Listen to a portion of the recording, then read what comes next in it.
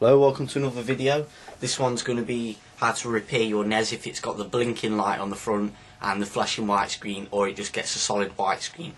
It'd get a blinking light if you've got a dodgy 72-pin connector, or the contacts on the motherboard are dirty or something like that. Mine, I narrowed it down to the 72-pin connector just being completely epic fail. So I bought a new one off eBay and it's right here. I haven't even opened it yet, but I'm guessing that's what it is in here. Let's hope it is. You'd get a solid white screen if you've disabled the lockout chip, the region lockout chip, so you can play any game. Well, near enough every game. And so mine, it gets the blinking light no longer happens because I've disabled the lockout chip. So I get normal light, but I get a solid white screen. And it's just completely not working, so I'm going to show you how to fix it. Basically it's just replacing the 72-pin connector, which is super easy, so just follow this and you should be fine. So here it is the brand new 72-pin connector. See, I haven't even opened it yet. So yeah, I got this off eBay and it was £10, Great British pounds. So yeah, right, you want to start unscrewing your console and stuff, so yeah, and make sure you get a damage out when you're opening it.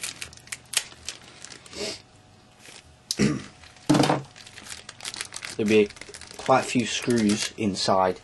That's all the screws for the console, well, from what I've opened thus far. So yeah, so by replacing this, it's going to give the game cartridge full contact with the pins on the motherboard, the contacts on the motherboard, sorry.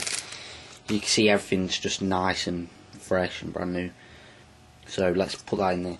So like I said, we want to open the console. There's 6 screws on the bottom. There, and there. You don't need to take these 2 off. That's just to hold the controller thing in place. So you want to flip it back over, take the top off, put that to one side. Then you are going to find screws here, here, here, here, here, and then 2 behind here. And you need to take them off, and then this will let you take this off. And now this bit, this is the actual slot loading cartridge thingy. And when we put this back together, we want to make sure this is aligned real well, so that the game gets full contact with the 72-pin connector. So here you'll have 2, 4, 6. You have 6 screws on this one. 2 are to hold this onto the 72-pin connector, and the other 4 are to attach it to the motherboard and then into the case. So once you've undone those 2 there, 4 there, you want to just slide that off. If you've already got your old 72-pin connector in, you're going to want to slightly lift the motherboard and then slide this off forwards. It just slides off a bit easier if you do it that way. Now when you take this off, there's going to be some ribbon, well not ribbon cables, just wires going there and there and there. You want to just wiggle those out like you normally would, and we want to take this metal cover off after we've flipped it over, so that'll just come off because it was held in with the screws from the other side. And I'm just going to show you quickly where the lockout chip is, in case you want to disable it while you're at it. As sometimes this can actually fix the 72-pin connector fault without you having to buy a new 72-pin connector. So you want to look for the chip that is above these 2 capacitors. So if you orient it so the writing is upright on the chips, this is the chip, and it is the 3197A. I'm not sure if it's the same on all consoles, but you want to bend these components out of the way gently.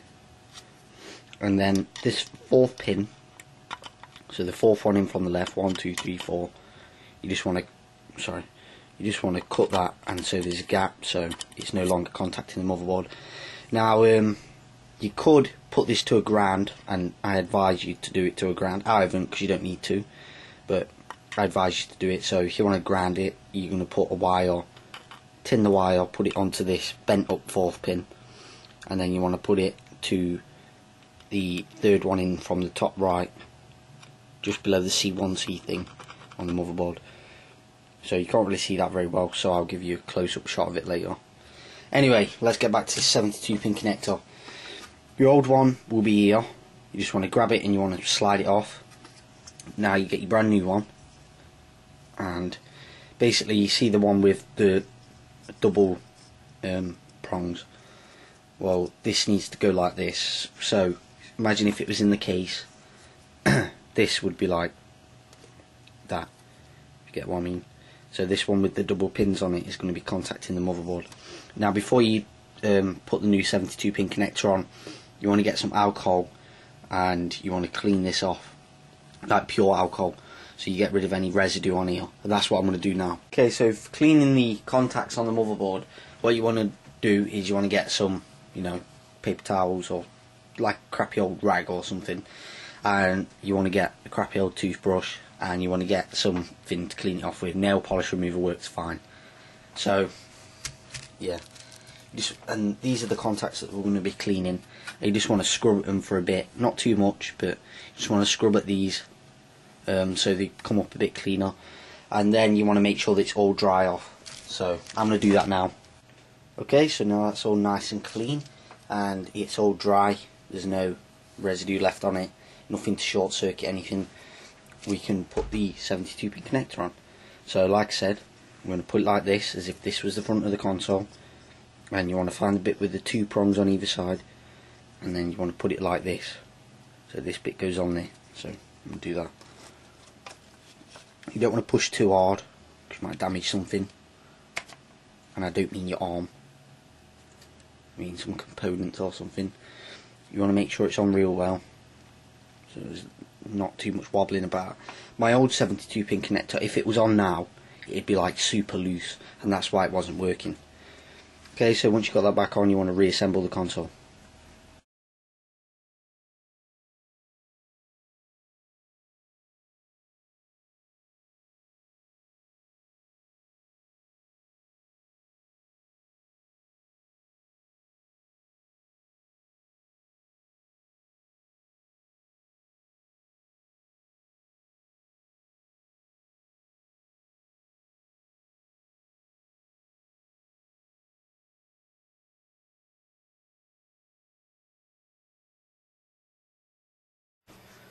Okay, got the baby put back together.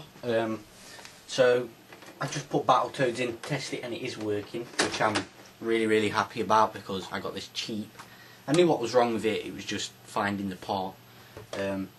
Now one thing I'm going to warn you about is these things, Game Genies, right, they're really good, but the only problem is they wreck your 72 pin connectors. So if you can, go without this forever, but whatever, just be warned that keeping this in or using this, whatever, it wrecks your 72 pin connector, or even just leaving like a game in for more than a day, whatever, it can wreck your 72 pin connector, because the prongs inside the 72 pin connector are partially malleable, so they're going to, after a while, they're just going to stay in that position. So I just tried Battletoads, try something else, Super Mario Bros. 3. Right. Okay, works straight away. I haven't got the sound connected up, but I'm just going to put it in just to make sure that's working. As you can see, it's working perfect. Can now get playing some retro games. I hope this video has helped you. Thanks for watching. Subscribe, rate, comment if you like this video. Got any questions, send me a message or comment on the video, whatever. So yeah, thanks for watching and good luck.